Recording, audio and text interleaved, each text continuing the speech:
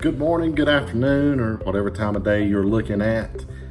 Class is in session. I had a few closings in 1 week, and it got me to thinking that a lot of people don't really know what is involved with a closing in real estate. You just jump into it, and a lot of people just wake up and decide, hey, I'm going to buy a house. And while if your credit's good and if you've got enough money saved up, you can do that, but it takes a little bit of planning ahead. So I have made a map here. This is just a rough guideline. There's a whole lot more to it, but it'll get you a start and kind of get you in the mindset of what's going to take place. Typically, if you're going through a lender, you're going to be anywhere from 30 days to 45 days. And around here, the credit union has went to 2 months. First up, you're going to have to decide if you are, you've decided that you're looking for a home. What you need to do to begin with is narrow down the areas that you like. You need to consult with somebody. That's the Jeep and Realtor, that's me. Find you a realtor that you're comfortable with. Me. Next thing you're going to have to do is, and you can do this before you get in contact with the realtor. Myself, I always ask them to go to the bank and get a pre-approval letter just to make sure they know where to look. More often than not, people will look in a higher price range and they may be making bukus of money, but there's a thing called debt to income ratio that you got to take into consideration. And you may be making 10 grand a month, but if your expenses are so much, it's going to cut down on how much that a lender will be giving you on a home. So you do need to go to a bank. Just whoever you're banking with will give you a rough guesstimate. It doesn't take that long. You can usually call them up if you're familiar with the bank, but just go in there and just tell them that you're needing a pre-approval letter, that you're getting ready to look for a house, or in some cases, if you have not done that with me, I will ask you to do that just so we can get in the price range. And do not mistake that number for what they will give. If you qualify for 150,000, 200,000, 500,000, $1 million, that does not mean that they will loan that amount to you for any home. If you go into a home and it's what's called an appraisal, and you offer, say, 300, the realtor was way wrong on the value of the home that you was with. You offer 300 and it only appraises for 280. You're qualified for 500, you're only going to get that 280 from the bank. That's just the way it is. They're not going to give you the 500 for a $300,000 house, or if it evaluates for 280, they're not going to give you 300.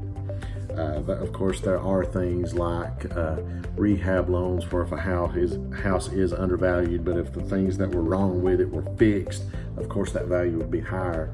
And that's what they call a rehab loan.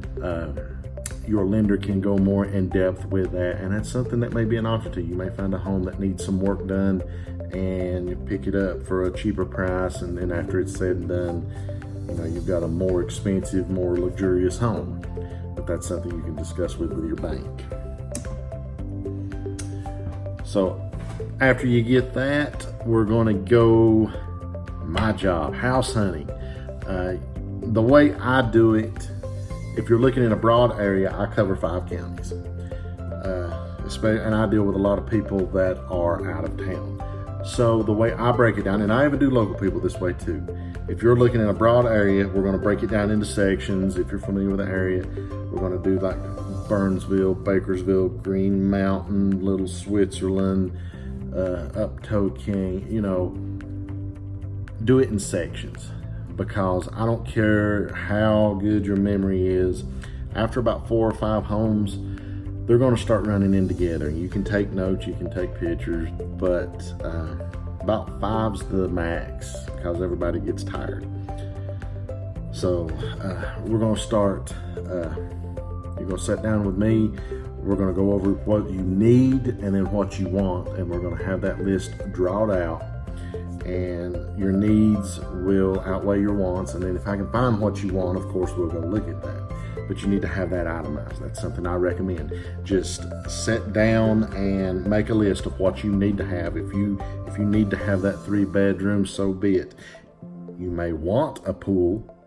You may want a 2-car detached garage, but that's not something you may need.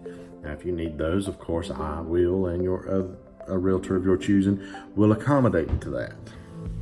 After that, we find the home. You're happy with the place. I'm happy with the place. We've run our comps. I've provided you with the information on an offer. So we're going to draw up what is called the offer to purchase contract. That right there is going to be the negotiations between you and the seller. We are going to go backwards and forwards most times. Sometimes they'll accept the first offer, but that's whenever me as a buyer's agent or a seller's agent, we're going to go to buy. It's not, as the ring. I just found that on the internet, but it's not like that. But usually there are some negotiations involved with the price. So we agree on the price. The price has been set. Everything's good to go. We're happy. You're under contract. You're under your due diligence period. Your due diligence period means that is time that is your time to conduct your inspections. This is the time you're going to do your home inspections, your surveys, your septic inspections, all that jazz. During your due diligence, that is your right of first refusal, meaning you can back out for any or no reason. That means that you can back out if you find something wrong. So let's say you still like the house. There's still room for negotiations. If the home inspector finds something, that could be grounds for you to negotiate more on the price. Maybe they're not willing to fix it, but they could come down a little bit on the price. Say there's a leaky roof that they didn't know about. It's a second home. They've not been into it since last year. They're selling it. They're tired of coming down for whatsoever, and it's got a leaky roof. They may not have been aware of it at the time, but the home inspector finds it. Well, negotiations can go another way. You could back out because of that. You could ask them to fix it. The sellers could decline, and a lot of times they will split the difference. The sellers may not pay to fix it, but they'd say, well, $14,000 to cover it, we'll do $7,000. We'll split the difference with you. Not saying that's something that's standard, not saying that happens all the time. It's just saying that there are still negotiations that can be done to help make the deal go through.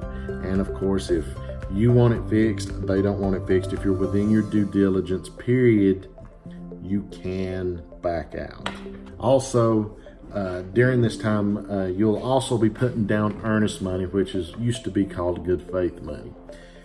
This money is considered liquidated damages. If you go past your due diligence, that is money. If you go past that certain time that you've got drawn up in your contract, which is usually 30 to 45 days, your due diligence is usually 20 to 25 is what I get.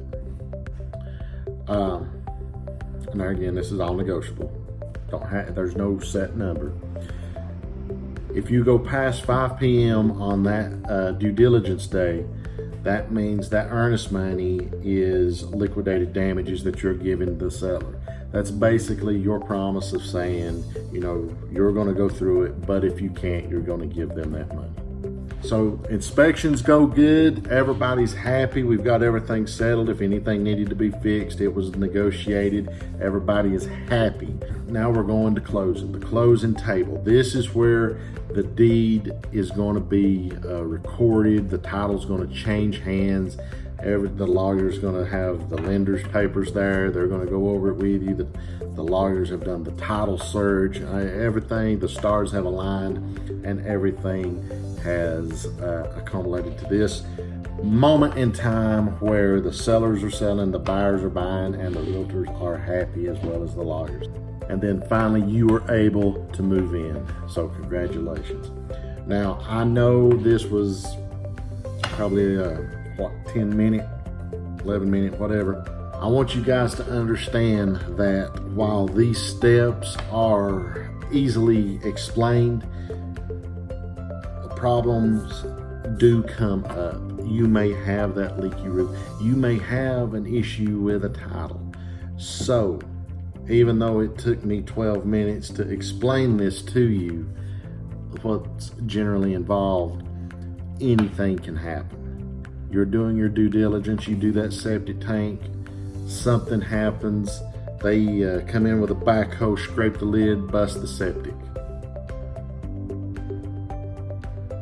Anything can come up. That's why you need your realtor to point you in the right directions. We have to stay within our scope, but we are your guide. So that's the major thing that I've got to say, not just because I'm a realtor, it's just because get one that knows what they're doing. I'll be the first to say I don't have all the answers, but I do know people that do, and that's why I direct them to their specialties. That, you know, you've got your surveyors, you've got your home inspectors, and that is what the realtor does. So I hope you guys got some good information out of this. I hope it was beneficial to you. If you did, and this is just to the state of North Carolina, disclaimer, just to North Carolina. We are a funky state, to say the least. This is not like those block and grid states out west. This is meets and bounds, and this is North Carolina law. So, well guys, I hope you enjoyed it. I hope you learned something. I hope you gained something from this video. I don't want it to seem like it's all sunshine and rainbows, because there are some issues that can come up and you're going to need some help with that. But if you did get something out of this, hit that like button, subscribe if you haven't already. I would greatly appreciate it, but I will see you guys next time.